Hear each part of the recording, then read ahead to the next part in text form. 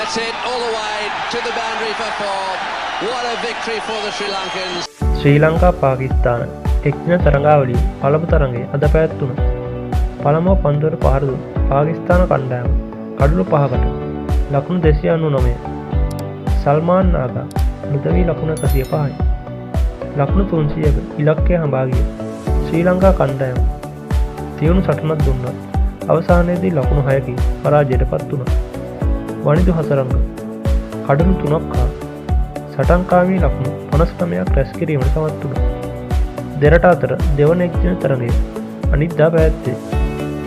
නිවසේදී නිකරුණේ කාලය ගත නොකර අමතර ආදායමක් උපයා ගන්න නිවසේ සිටම ක්‍රිප්ටෝකරන්සි ට්‍රේඩින් ඉගෙන ගැනීමට ඔබත් අදම 077 820 533 4 අංකයට WhatsApp මැසේජ් එකක් දාන්න.